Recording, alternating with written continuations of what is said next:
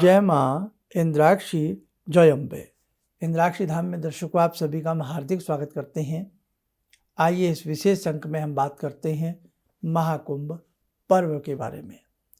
प्रयागराज में चल रहे महाकुंभ में जाने का सौभाग्य जब जब साधक को प्राप्त होता है तो वास्तविकता है कि उसका भाग जागता है। इसलिए महाकुंभ पर्व में सबको जाना चाहिए। मौका मिले तो इस मौके से वंचित नहीं रहना चाहिए। प्रयागराज का महाकुंभ अपने आप में बहुत खास है, अनूठा है। इसका ज्योतिषीय आधार भी है, पौराणिक आधार भी है और शास्त्रोक्त इसकी अनेकों प्रकार की विधियां हैं। इस अंक में हम बहुत सारी चर्चा इस महाकुंभ के बारे में आपसे करने वाले हैं। जो साधक इसमें जाने वाले हैं वो ध्यान से इस अंक को जरूर सुनिएगा। आप सभी को महाकुंभ पर्व की बहुत बहुत शुभकामनाएं। जगत जननी जगदम्बा भगवती गंगा मैया भागीरथी आपकी कामनाओं को पूर्ण करें। महाकुंभ महादेव की पूजा का एक विशेष पर्व है। महाकुंभ गंगा मैया के पूजन का एक विशेष पर्व है। महाकुंभ जप तप यजन भजन का एक विशेष पर्व है। साधक इसमें अमृत की प्राप्ति करता है और अमृत की प्राप्ति किस प्रकार से होती है?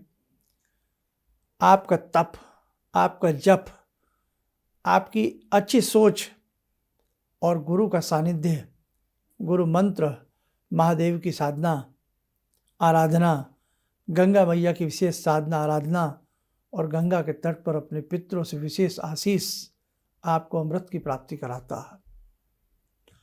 बहुत सारी चर्चाएं हैं इस अंक में होने वाली हैं। खास अंक है, बहुत प्रेम से और ध्यान से सुनिएगा। आइए पहले आज का हम पंचांग आपको बताएं। 19 जनवरी सन 2025 दिन रविवार संवत 2081 माघ मास कृष्ण पक्ष तिथि आज पंचमी है 19 जनवरी के हिसाब से और पंचमी जो तिथि है वो 7:27 तक है सुबह में। उसके बाद षष्ठी तिथि प्रारंभ हो जाएगी। नक्षत्र उत्तरा फाल्गुनी, राहु काल 4:30 से 6, दिशा शूल पश्चिम दिशा। कुंभ का जो पर्व है ये 4 मुख्य स्थानों पर होता है, प्रयागराज, उज्जैन, नासिक और हरिद्वार में। इसके पीछे अनेकों प्रकार के प्रसंग हैं। जो मुख्यतः प्रसंग प्रचलित है वो यही है कि जब समुद्र मंथन हो रहा है, समुद्र मंथन में से 14 रत्न प्राप्त होते हैं जिसमें से अमृत कलश की भी प्राप्ति होती है, जो अमृत का कुंभ है। अब जो अमृत का कुंभ है वो इंद्र को प्राप्त होता है, लेकिन भान ये होता है कि एक तरफ देवता है, एक तरफ असुर हैं, कि असुर अब छीना झपटी ना करें इस कलश की प्राप्ति के लिए, इस कुंभ की प्राप्ति के लिए। तो इतने में ही जो इंद्र के पुत्र हैं जयंत, वो उस कलश की सुरक्षा के लिए उसको लेकर के दौड़ पड़ते हैं। तो कहते हैं या तो वो 4 स्थानों पर रखा गया था, इन्हीं 4 स्थानों पर, और उन स्थानों पर वो अमृत की बूंदें गिरी, इसलिए इन 4 स्थानों पर वो मनाया जाता है। और एक कारण है कि ये युद्ध जो हुआ, जो असुरों के बीच और देवताओं के बीच में जो संग्राम हुआ, वो 12 दिन तक चला। हमारे आपके साधारण 12 दिन हो सकते हैं, लेकिन देवताओं के तो वर्षों के हिसाब से होते हैं। तो वो 12 की संख्या इसीलिए आई, 12 वर्षों के बाद उस स्थान पर कुंभ आता है। 12 वर्षों तक वो संग्राम हुआ और उसी छीना झपटी में जहाँ जहाँ उस कलश से अमृत की बूंदें गिरी, प्रयाग में गिरी तो प्रयाग में कुंभ, उज्जैन में गिरी तो उज्जैन में, नासिक में तो नासिक में, हरिद्वार में गिरी तो हरिद्वार में। इसके पीछे एक ज्योतिषीय आधार भी है। वो ये है कि ये अमृत का जो कुंभ था, घड़ा था, उसके पीछे 4 ग्रहों ने भी बहुत बड़ी सुरक्षा की, जिसमें बृहस्पति, सूर्य, चंद्रमा और शनि, चारों ने बहुत बड़ी सुरक्षा इसको की। अब उस सुरक्षा में लंबी घटना हो जाएगी, लंबी वर्णन हो जाएगा, तो मैं संक्षिप्त में बता देता हूँ। इसीलिए प्रयाग का जब कुंभ लगता है तो बृहस्पति जो होते हैं वो मान्यताओं के आधार पर मेष राशि में और कुछ मान्यताओं के आधार पर वृषभ राशि में आरूढ़ होते हैं। चंद्रमा और सूर्य मकर राशि में आरूढ़ होते हैं। तब उस वक्त में प्रयागराज में महाकुंभ लगता है। समझ में बात आ गई? तो ये तो हुआ एक संक्षिप्त सा वर्णन महाकुंभ के क्यों और पुराने प्राचीन कारण। अब हम जब महाकुंभ में जाएं तो महाकुंभ में जाने पर हम गंगा मैया को प्रणाम करें, क्योंकि गंगा स्नान सर्वोपरि इसका विशेष कार्य है। और गंगा मैया किनकी जटाओं में सबसे पहले आई? सबसे पहले गंगा मैया का स्थान आया शिव की जटाओं में, बाबा भोलेनाथ की जटाओं में, और भोलेनाथ की जटाओं से फिर गंगा मैया अविरल रूप से बह निकली भारत की धरा पर, भारत की भूमि पर। और इसीलिए जब कुंभ होता है, इसके विशेष शाही स्नान होते होते अंतिम शाही स्नान जो होता है वो इसका होता है महाशिवरात्रि को। देखो, इधर गंगा की पूजन और कुंभ का अंतिम शाही स्नान या अंतिम स्नान कहें वो महाशिवरात्रि को होता है। और महाशिवरात्रि के आराध्य देव कौन है? भगवान शंभु। इसलिए कुंभ की पूजा में प्रयागराज यदि आप जा रहे हैं तो भगवान शिव के किसी भी विशेष मंत्र को जैसे ही जैसे आप वहाँ पहुँचें, भगवान शिव के किसी भी मंत्र को, चाहे नमः शिवाय या ह्रीम नमः शिवाय ह्रीम या त्र्यंबकम यजामहे, किसी भी मंत्र को भगवान शिव के जपते रहें। गंगा की रेती का तिलक अपने मस्तक पर प्रतिदिन करें जब आप कुंभ में प्रयागराज में रहें। और गंगा मैया के अनेकों विशेष मंत्र हैं। जब आप डुबकी लगाएं तो गंगा मैया के कुछ मंत्रों का उच्चारण भी करें। और जब गंगा मैया में आप स्नान कर लें तो सूर्य भगवान को अर्घ्य दें। सूर्य भगवान को अर्घ्य देने के बाद अपने जो देवी देवता हैं उनके नाम से अर्घ्य दें, और देवी देवताओं के देने के बाद फिर अपने पितरों के नाम से गंगा मैया में ही अर्घ्य जरूर अर्पण करें। अब गंगा मैया से एक विशेष छोटी सी प्रार्थना भी है, वो आप लोग चाहें अपनी भाषा में उसे कह लेना, आप उसको भी सुनिएगा। गंगा मैया में स्नान करते समय गंगा के नामों का उच्चारण करना चाहिए। गंगा मैया की मिट्टी और जल को हाथों में लेकर प्रार्थना करनी चाहिए, हे गंगे मैया, आप मेरे पापों को दूर करें, जिससे मैं इस लोक में प्रतिष्ठा पाकर परलोक में अच्छा स्थान पाऊं। पितरों को संतुष्ट करने के लिए हाथ में कुशालें, पुष्प, अक्षत आदि लेकर के सूर्य भगवान के सम्मुख गंगा की धारा में वो सभी सामग्री अर्पण करें और कामना करनी चाहिए इस तर्पण द्वारा पितृलोग तृप्त हों। साथ ही बोलें, हे गंगे, तुम भगवान विष्णु के चरणों से प्रकट हुई हो। हे देवी, तुम जन्म से लेकर मृत्यु तक मेरे द्वारा किए गए समस्त पापों से मेरा त्राण करो। हे माता जाह्नवी, सारे तीर्थ तुम्हारे जल में स्थित हैं। देवलोक में तुम्हारा नाम नंदिनी, नलिनी है। इनके अतिरिक्त क्षमा, पृथ्वी, आकाश गंगा, विश्वकाया, शिखा, अमृता, विद्याधरा, सुप्रसन्ना, लोक प्रसादिनी, क्षेमा, जाह्नवी, शांता और शांति प्रदायिनी आदि भी तुम्हारे अनेकों नाम हैं। तुम्हें हमारा बारंबार प्रणाम है।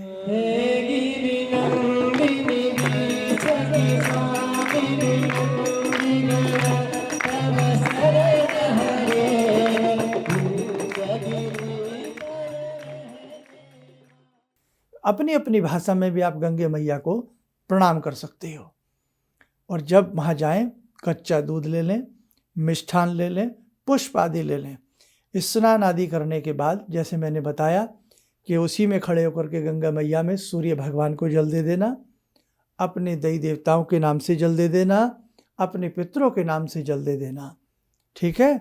और करने के बाद बाहर आना, गंगा मैया के तट पर अच्छे से अपने कपड़े वपड़े पहन करके, ठंडी वंडी से बचना बेटा, अच्छे से अपने कपड़े पहन करके बैठ जाना। गंगा मैया का अपने मस्तक पर उनकी रेती का तिलक करना और गंगा मैया को प्रणाम करना। और हाँ, एक विशेष बात और, जब गंगा जी में आप स्नान कर रहे हो, ह्रीम गंगाई ह्रीम नमः, ह्रीम गंगाई ह्रीम नमः, इस मंत्र को पढ़ें। अभी एक दो छोटे छोटे मंत्र मैं आपको लिख कर भी दिखा देता हूँ। और तट पर बैठ जाएं। तट पर बैठ करके सबसे पहले गंगा मैया के चरण छुएं, पुष्प जल में छोड़ें। पुष्प छोड़ने के बाद थोड़ा जैसे चंदन का तिलक होता है वो चावल छोड़ें, फिर थोड़ा सा पुनः पुष्प छोड़ें। धूप दीप यदि संभव हो तो धूप दीप का इशारा करें। उसके बाद थोड़ा पुनः पुष्प छोड़ें। पुष्प छोड़ने के उपरांत आप थोड़ा कोई मीठा ले गए हों, मीठा कोई भी प्रसाद हो, मीठा प्रसाद गंगा मैया में अर्पण करें। और थोड़ा कच्चा दूध, यदि 1.25 लीटर दूध हो सके तो अति उत्तम। तो जितना भी थोड़ा सा हो सके कच्चा दूध गंगा मैया में सप्रेम अर्पण करें। कोई फल गंगा मैया में अर्पण करें। तांबुल पूंगी फलानी जो होता है, यानी कि पान के पत्ते में सुपारी रख करके गंगा मैया को अर्पण करें। और गंगा मैया से कहें जो हमसे जाने अनजाने कोई भूल चूक हो गई हो, कोई सामग्री रह गई हो तो हे माँ हमें क्षमा करना। थोड़ा अक्षत लेकर के गंगा मैया में समर्पण करें। और बेटे हाथ जोड़ करके यदि गंगा मैया के 108 नाम तुम्हें आते हैं वहीं बैठ करके पढ़ लेना, और नहीं 108 नाम आते हैं तो गंगा मैया के मैं आपको 1-2 मंत्र लिखवा देता हूँ, आप उन मंत्रों को नोट करें। लिखें ह्रीं ओम गंगायै ह्रीं ओम। दोबारा सुने, ह्रीं ओम गंगायै ह्रीं ओम। दूसरा मंत्र ह्रीं गंगाई ह्रीं, ह्रीं गंगाई ह्रीं। ये सबको याद भी रह जाएगा, इसको आसानी से आप पढ़ भी सकते हैं, ह्रीं गंगाई ह्रीं। तो ये मंत्र है, वहाँ बैठकर भी थोड़ी देर इस मंत्र को पढ़ें। इस मंत्र को पढ़ने के उपरांत आप भगवान शिव का मंत्र पढ़ें, कोई भी मंत्र पढ़ें। शिव मंत्र पढ़ने के उपरांत आप गायत्री मंत्र पढ़ें। उसके बाद आप अपने गुरु इष्ट मंत्र का आदि पढ़ करके प्रणाम करके अपना आसन से उठ जाएं। उसके बाद आपका मन है पक्षियों की सेवा करें, वहाँ गंगा मैया की साफ़ सफाई का ध्यान रखें। और उसके बाद आप कुछ वहाँ बांटना चाहें, फल मिष्ठान भोजन प्रसादी किसी को कराना चाहें तो मन से कराएं। और बेटा कोई भी ऊनी गर्म वस्त्र भी वहाँ साधु संतों में या कहीं पर भी बहुत अच्छे से उसका वितरण भी कर सकते हैं। चलते फिरते उठते बैठते ह्रीं गंगाई ह्रीं, ह्रीं गंगाई ह्रीं, ह्रीं गंगाई ह्रीं, इस मंत्र को जपें। ऐसे ही शिव जी का एक मंत्र है, ह्रीं नमः शिवाय ह्रीं, ह्रीं नमः शिवाय ह्रीं। बस पूरे गंगा के समय में जब आप वहाँ उस पूरे पर्व में वहाँ पर हैं तो इन दोनों मंत्रों का अनवरत रूप से जप के रूप में वहाँ इनका आप जप करते रहें। इसी के साथ साथ बेटे गायत्री मंत्र का भी आप जप करते रहें। फिर देखें, और एक विशेष खास बात और आप लोग ध्यान से सुने। प्रयागराज की भगवती श्री ललिता देवी को श्री ललिताई नमः लिख लें, से श्री ललिताई नमः कह करके प्रणाम जरूर करना चाहिए। इनके उपरांत शंख चक्रधारी भगवान वेणी माधव का श्री वेणी माधवाय नमः कह करके भी प्रणाम करना चाहिए। दोनों नाम लिख लें, श्री ललिताई नमः, श्री वेणी माधवाय नमः। क्योंकि प्रयागराज की अधिष्ठात्री देवी भगवती श्री ललिता देवी को भी प्रणाम जरूर करें अगर प्रयाग गए हैं, और उनके विशेष मंदिर का दर्शन करना चाहें तो वो भी करें। और प्रयागराज में जब आप बहुत दूर दूर से साधक लोग आते हैं और आ रहे हैं, व्यवस्था बना रहे हैं आने की, तो वहाँ जैसे भारद्वाज मुनि का आश्रम है, ऋषि दुर्वासा जी का आश्रम है, अक्षय वट है, बाबा हनुमान जी पधारे हुआ मंदिर है, बहुत सारे अच्छे अच्छे पुराने प्राचीन स्थान हैं, तो उनका दर्शन लाभ लेना भी ना भूलें। उसी के साथ साथ कुछ गुप्त स्थान भी हैं, 2-4 के मैं आपको नाम पढ़कर भी बता देता हूँ। सोमतीर्थ है, संगम स्थल के पास सोमेश्वर महादेव जी का मंदिर भी है, इसे सोमतीर्थ के नाम से जाना जाता है। ब्रह्मकुंड, दशाश्वमेध घाट, विकिर क्षेत्र, आदि वेणी, घृतकुल्या तीर्थ, आदित्य तीर्थ, राम तीर्थ, ऋणमोचन तीर्थ, सरस्वती कुंड, गोबट्टन तीर्थ, पिशाच मोहन तीर्थ, काम तीर्थ, समुद्रकूप, हंसकूप और भरद्वाज मुनि एवं ऋषि दुर्वासा मुनि आश्रम आदि जो हैं वो बहुत ही दर्शनीय हैं। अक्षय वट, तो बहुत ऐसी प्रयागराज है साहब, तीर्थों में महातीर्थ है प्रयागराज, इसलिए बहुत अच्छे मन से आप लोग प्रयागराज जाएं, महाकुंभ में स्नान करें। और जितने भी इंद्राक्षी धाम से जुड़े साधक हैं, बेटा आपको सौभाग्य प्राप्त हो तो जरूर जाइए। महादेव की कृपा हो, गुरु की कृपा हो, गंगा मैया की कृपा हो तो आप सबको प्रयागराज जरूर जाना चाहिए। और इस बार का जो प्रयागराज का ये पर्व है, ये अपने आप में बेटा अनूठा है, अद्भुत है। और सेवा भाव से जाएं, सुंदर मन से जाएं और तीर्थ भाव से जाएं, न कि किसी घूमने और पर्यटन के हिसाब से आप लोग जाएं। ठीक है, तो आइए भगवती ललिता जी का ध्यान करते हुए, भगवती इंद्राक्षी जी का ध्यान करते हुए जगत जननी जगदम्बा की 2 मिनट के लिए आप सब हमारे साथ मिलकर के प्रार्थना करें, स्तुति करें। ॐ सिन्दूरारुणविग्रहां त्रिनयनां माणिक्यमूलस्फुरात् स्तारानायकशेखरं स्मितमुखी भापेन वाक्षोरुवां पाणिभ्यामलपूर्णरत्नचषकां रत्नोत्परां बिभ्रति सौम्यां रत्नगटस्थरक्तचरणां ध्यायेत् पराम् अम्बिकां खड्गं चक्रगदेषु चापपरिगान् चूलम्बुसुण्डिं शिरा शङ्खं समदधतीं करे स्त्रीनयनां सर्वाङ्गभूषावृतां नीलासमद्युतिमास्य पाददशकां सेवे महाकालिकां यामास्तो स्वपितैहरो कमलजो हन्तुं मधुं कैटवं विद्युद्दामसमप्रभां मृगपते स्कन्दस्थितां भीषणां कन्या विहकरवालखेटविलसा धस्ताविरासेवितां हस्तेश्चक्रगदाशिखेटविशिखां चापं गुणं तर्जनीं विप्राणामलिलात्मिकां शशिधरां दुर्गां त्रिनेत्रां भजे। कवच बना लें, ध्यान करें, जगत जननी का शुभ आशीष सभी साधकों के ऊपर बरस रहा है।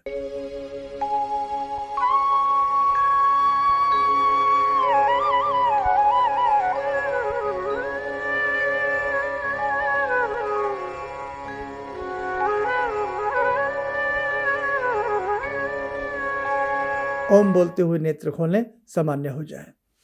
देखो साधकों, ये जीवन है, इसमें बहुत कम मौके मिलते हैं, बहुत कम मौके मिलते हैं, इसलिए ऐसे मौक़ों से वंचित नहीं रहना चाहिए। और ये तो महाकुंभ है, ये रोज़ रोज़ नहीं आते हैं।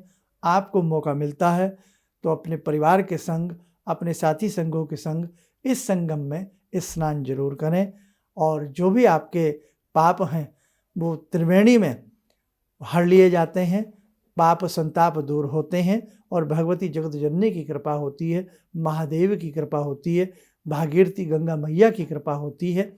और इसी के साथ साथ आने वाले अनेक संतों के रज की कणनें जो हमारे ऊपर पड़ती हैं, तो उनसे भी जन्म जन्मांतरों के मैल पाप धुल जाते हैं।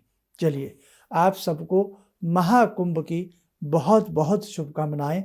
और ये प्रयागराज का महाकुंभ सभी साधकों के लिए शुभ हो, अमृत तुल्य हो। आप स्वस्थ रहें, सुखी रहें। इन्हीं शुभकामनाओं के साथ हम अपनी वाणी को विराम देते हैं। जय जय अम्बे। भगवान से जुड़ो और भगवान को से जुड़ने का जरिया आपने बताया, बहुत अच्छा लगा, बहुत धन्यवाद। और सनातन धर्म को जिंदा रखने के लिए आप जो प्रयास कर रहे हैं बहुत सराहनीय है। हम लोग को मौका मिला है, हम लोग भाग्यशाली हैं जो आपके करीब आने का हम लोग को मौका मिला है। किसी भी समस्या के समाधान के लिए मिले प्रसिद्ध हस्तरेखा एवं वास्तु विशेषज्ञ प्रोफेसर धर्मेंद्र शर्मा जी से। नोट: शिविर में भाग लेने हेतु एवं व्यक्तिगत रूप से मिलने के लिए कॉल करने का समय सुबह 10 बजे से शाम 6 बजे तक। हमारे विभिन्न ज्ञानवर्धक कार्यक्रम देखने के लिए आप हमें अभी सब्सक्राइब करें, बेल आइकन को प्रेस करें ताकि आप देख सकें हमारा कार्यक्रम सबसे पहले। और अधिक जानकारी के लिए फेसबुक पेज को लाइक करना न भूलें।